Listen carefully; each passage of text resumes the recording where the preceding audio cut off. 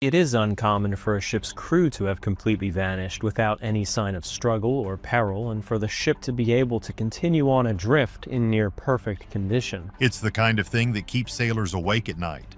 A ship spotted drifting aimlessly in the middle of the frantic Atlantic Ocean. But when the crew of the Dei Gratia pulled up alongside her, the silence was heavy. The Dei Gratia approached this vessel cautiously, until it was close enough for the sailors to row over. Johnson stayed on the rowboat while the two mates climbed aboard, finding no one at all on deck. The cargo?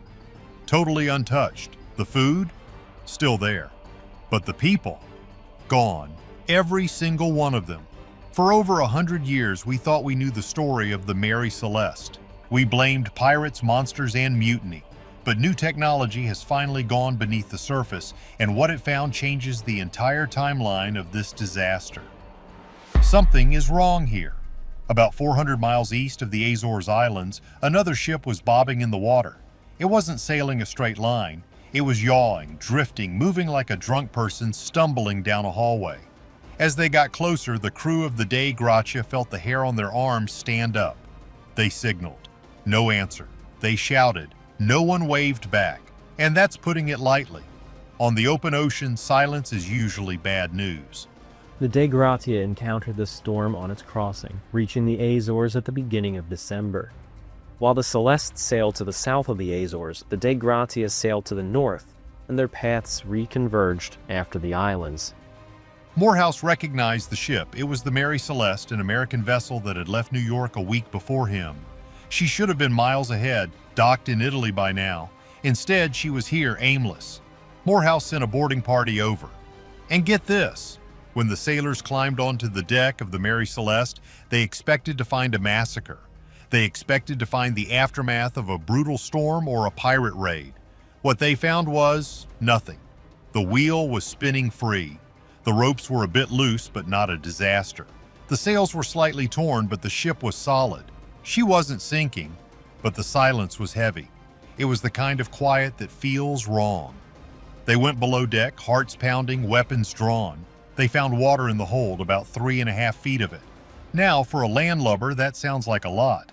But for a sturdy wooden ship of that size, it is nothing. It is a nuisance, not a death sentence. It certainly wasn't enough to make a captain abandon ship. So, here is the deal. They checked the cargo. The ship was packed with 1,701 barrels of industrial alcohol. Red oak and white oak barrels stacked high. Valuable stuff. If pirates had hit the ship, this cargo would be gone. But it was all there. Could pirates have attacked the ship? Again, no sign of struggle, and the valuable cargo was still left in the hold. They checked the captain's cabin. This is where it gets weird. The bed was unmade, but not trashed. There were clothes, boots, and pipes. Captain Benjamin Briggs was a man who loved his books and his comfort.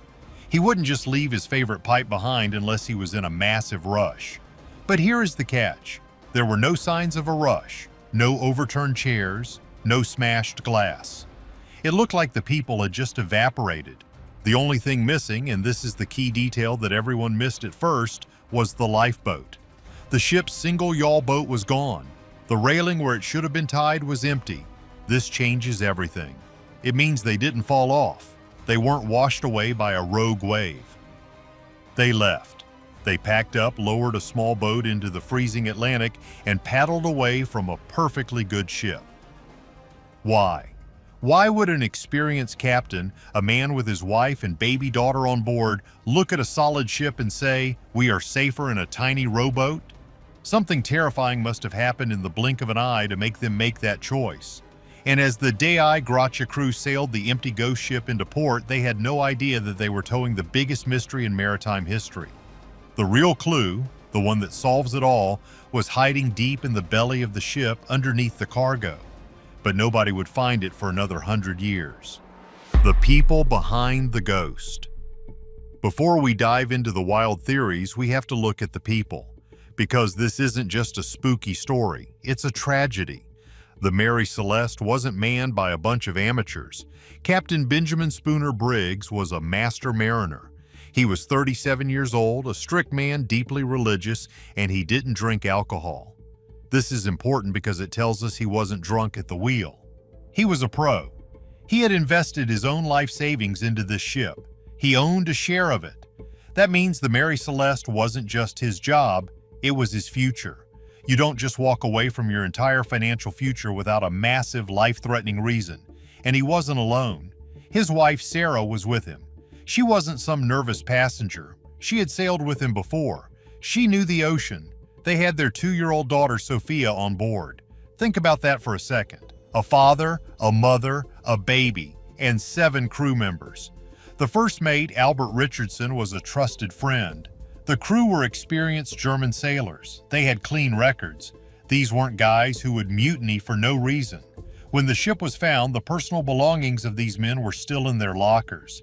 Their sea chests, which held everything they owned in the world, were untouched. In the 1800s, sailors didn't have bank accounts. Their wealth was in their sea chests. Leaving that behind is like leaving your wallet, phone, and keys on a park bench and walking away. It just doesn't happen. Basically, we have a team of professionals who are financially invested in the trip, traveling with a family on a ship that is in good condition. So when the news broke that the Mary Celeste was found empty, the world went crazy. No doubt, the story of the Mary Celeste and its salvage was big news all across its home province of Nova Scotia. Newspapers didn't want the boring truth, they wanted drama, and that's when the lies started. People started saying there was a half-eaten breakfast on the table. They said there was a cup of coffee still smoking in the captain's cabin. Yeah, about that, that is total fiction, it never happened. The crew of the Dei Gratia never reported hot coffee. They reported a wet, messy cabin with water on the floor. But the hot coffee myth sounded better, so it stuck. It made it seem like the crew vanished in a split second, like they were beamed up by aliens. The reality is much more grounded and much more stressful. We know from the logbook, which was found on board, that the trip had been rough. They had been battling heavy winds for weeks. The ship was tossing and turning. The crew was wet, cold, and tired. But the logbook stops abruptly on November 25th. That was 10 days before the ship was found. For 10 days, the Mary Celeste drifted alone. What happened in those final moments after the last log entry? To understand that, we have to look at what was missing from the ship besides the people. The captain's navigational instruments were gone. The ship's papers were gone. This tells us something crucial. They didn't panic blindly. They panicked with a plan. They grabbed the tools they needed to navigate. They grabbed the papers to prove who they were. They thought they were going somewhere. But what could possibly make a captain believe that a small open boat in the middle of the ocean was safer than a big ship? The answer lies in the cargo hold, and it involves a chemical reaction that nobody on board saw coming. The truth about the violence. For over a century, everyone has been trying to pin this on a villain. First, they blamed pirates. It's the classic high seas go-to. A ship pulls up, guys with swords jump over, they take the loot and dump the bodies. But here is the catch. Pirates steal things. The Mary Celeste had a cargo worth tens of thousands of dollars. The crew had personal items. The ship had brass fittings. None of it was touched. If pirates boarded that ship, they were the worst pirates in history. They didn't take a single thing. So we can cross pirates off the list. Then people got suspicious of the crew who found them, the guys from the Dei Gratia. The Attorney General in Gibraltar, a guy named Frederick Solly Flood, was convinced there was foul play. He thought maybe the Dei Gratia crew murdered the Mary Celeste crew to claim the salvage money. It's a juicy theory, but it falls apart when you look at the evidence. Before capturing her, murdering her crew, and bringing her in for the salvage money. This simply isn't possible because, again, there were no signs of struggle, and on top of that, the Dei Gratia was a slower ship. There was no blood, there were no signs of a fight, and the Dei Gratia was a slower ship. It left New York after the Mary Celeste. There is no way they could have caught up to them, eliminated them, and then staged the scene without leaving a mark. Plus, the salvage money they got was tiny. It wasn't worth eliminating 10 people for. So then came the mutiny theory. The idea was that the crew got drunk on the cargo, went crazy, and eliminated the captain. But remember the cargo? It was industrial alcohol. This wasn't whiskey or rum, it was harsh, poisonous stuff meant for fortifying Italian wines. You drink that straight and you go blind or die. And when they checked the barrels later, 9 of them were empty, sure, but the rest were sealed tight. If the crew had gone on a drunken rampage, the ship would have been trashed. It wasn't.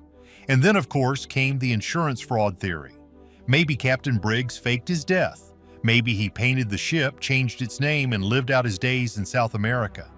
It's not that simple, though. Briggs was a family man with a son waiting for him back home in Massachusetts. He left his 7-year-old son Arthur with his grandmother to go to school. You don't fake your death and leave your kid behind if you are a devoted father like Briggs. It just doesn't fit his psychological profile. So, if it wasn't pirates and it wasn't murder and it wasn't a scam, what was it? The world started getting ridiculous. People blamed giant squids. They blamed sea monsters. They blamed waterspouts, but the real monster was already on board. It had been loaded in New York barrel by barrel. And the trigger wasn't a creature, it was a simple change in temperature. Dr. Sella's experiment. This is where modern science changes everything. For a long time, nobody could figure out why 9 of the barrels were empty. They were made of red oak while the others were white oak. Red oak is more porous. It allows liquid to seep into the wood and vapor to escape. Fast forward to 2006.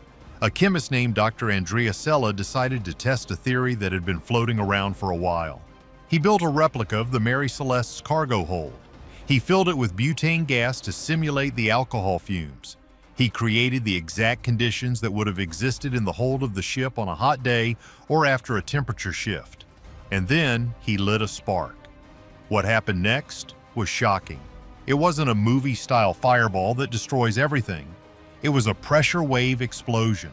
Basically, the gas ignited, created a massive boom, and blew the hatch covers open. A huge ball of flame would have shot up, terrifying anyone on deck. It wasn't uncommon for a great groaning to be heard all throughout the ship. To an almost imperceivable degree, these fumes were in fact inflating the wooden vessel. And as the fumes were relieved, the ship creaked and deflated. But here's the crazy part. Because the explosion was so fast and the fuel was gas, it didn't burn the wood. It didn't leave scorch marks. It didn't char the barrels. The flame flashed, the air expanded violently, and then it was gone. The fire vanished as quickly as it appeared. Imagine you are Captain Briggs. You are down below. Suddenly, the ship shudders. There is a deafening roar. The hatch covers fly off. Smoke pours out. You think the ship is about to blow sky high. You are sitting on top of 1,700 bombs. You don't wait to check for scorch marks. You don't wait to see if the fire is out. You panic. But that's not the only thing that went wrong. Modern researchers also looked at the ship's pump. When the Dei Gratia found the Mary Celeste, the sounding rod, the tool used to measure water in the hold, was lying on the deck, and one of the pumps was disassembled. This tells us the captain was worried about water. The Mary Celeste had recently carried coal. Coal dust is nasty, it gets everywhere, it likely clogged the pumps, so the captain is sailing through rough seas. He thinks the ship is taking on water. He tries to pump it out, but the pumps are jammed with coal dust. He can't tell how much water is down there. He thinks the ship is sinking. Then boom, the alcohol fumes explode.